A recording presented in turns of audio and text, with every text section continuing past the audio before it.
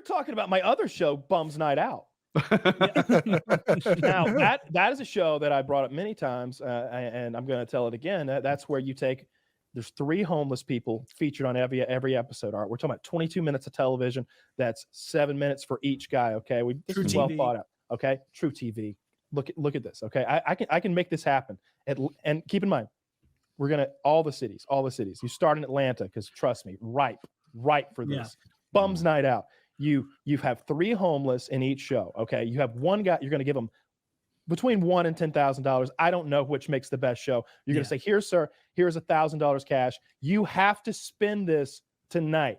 Okay. This is your night out, and have at it. We're going to follow you around and do what you will. By the way, we will provide a limousine and drinks and a couple of ladies who are going to hang out. A homeless lady that you doll up. We throw a few little things in, because if you just have them on the streets, like nothing happens, right? You got to get them in a car, and you got to have like a little bit of the night is like, you need like a violent one. Is like programmed. Well, I figure that each episode you have one guy who blows it, who goes to town, like drugs and hookers and rock and roll or whatever his like dream night is. Put it in Luna. He puts it in Luna. I looked it up. My friend lost everything. I asked him. Then you've got another guy, another bum, and he's smart, right? He immediately gets that gym membership, right? Mm-hmm. So now he's got a shower and a locker, and he's going to like somewhere where like he can get a suit for like $30 or something, and like he's he puts his life together. You're gonna have that feel good story, and then you're gonna have the guy who like dies of an overdose 30 minutes into his night out. You're gonna have a hard time finding a lot of number 2s to round out your first season. Look, it's reality TV. We can guide them through that. That one looks like Taylor. Have you noticed the successful homeless guy's the same every week? How has he not lost weight? Like, it's just... that would be a good. That's a good show idea. I think it'd be a lot of overdoses, a huge amount of fentanyl. Guarantee one an episode. And you have Bums Night Out Atlanta, and then we franchise. Then we've got Bums Night Out in Chicago, just like the Housewives series. How you've got like the Housewives of every fucking the real homeless of Atlanta. Thank you. There you go. That's the like the name of the overarching umbrella of hobo content. Okay, the real hobos of Atlanta. Hobos. Yes, yes. But you'd have multiple shows featuring them. There, I think there's lots of good things you could do with the homeless. I think that homeless drawn rickshaw service would be really big in this age of like electric scooters and stuff, and everybody's zipping around. Nobody has cars. That's a good idea. This could be mean spirited, but homeless cribs, like where they show you the box that they get fucked in every night or whatever happens. I love that so much. I love homeless cribs. Yeah, that's a cribs good for the homeless.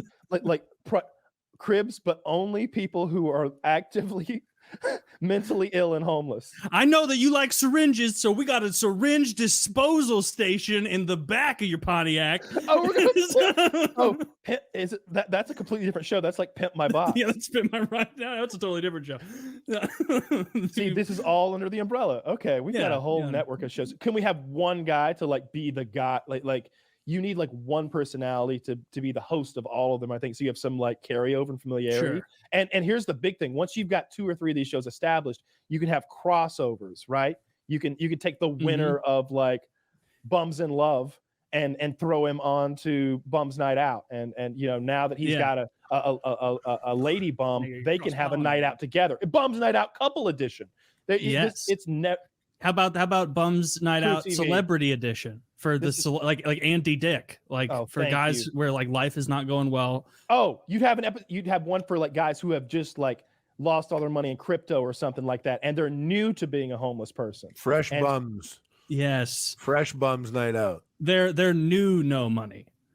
New no money. They're old no money. Well, the old homeless. In any case, if any of the lesser known networks would like to get in touch with us, and we would be happy to produce this Is Spike show. TV still a thing? Throw us a bone, Spike TV. No one knows if you're still around. I don't think so. I'm looking at you, True TV. I think you're the. You just lost Joe. Or the Outdoor Network. We can frame things however you guys want us to. Wink, wink. Make it the cooking channel. Anything. I think it's a very conservative network. So HGTV. homeless and garden television. Homeless in the garden. Homeless in the It's all about finding and eradicating the homeless living in your garden for like very rich white women. It's like a how-to with like a posh British accent. We could do like big fish out of water stories where we take a homeless guy from Portland and show him what life is like when you're homeless in Seattle, but it's the exact same. It's How about not a one- fish out of water story. It's like it's a little windier here. Yeah, I guess. Like that's about What if we find a very wealthy family who volunteer to have a homeless man hidden in their home while they're away, and they have like an hour to find him, or he gets the house. Oh no! Or he gets to live there for a month. in the I like master. that better. Yeah. I don't. You're Wherever gonna he have wants. to add a little bit of an incentive for the hide and seek family because they're not going to volunteer. Like $50,000 to do it, right? Oh yeah, I could find a homeless guy in my house for 50 That's grand. my biggest. so That's quick. my biggest fear is that like I'm out one day and like a homeless man jimmies my window and then goes up in the hot ass attic and he's just up there sweating the days away, waiting on me to. But he doesn't know my sleep schedule's fucked, so I'm just always up, and he's just up there dying.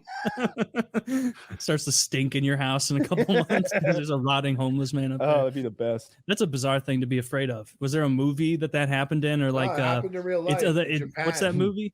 So the calls coming from inside the house. What's that called? Yeah. Stranger calls or something. I watched that the other day. It's not a good movie, but yeah, he had like raped the children to death or something, like while she was down there worried about the fucking phone.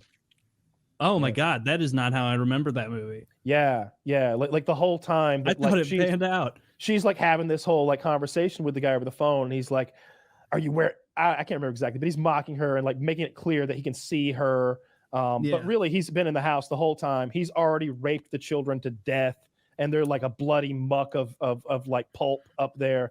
And like when the cops finally arrived, like you know, that's the scene. Like this was all happening. Like this all like he'd already massacred the children before the family like went like had been gone very long. So like really dropped the ball as a babysitter. Yeah, Like yeah, didn't he even stuck- check on the kids once.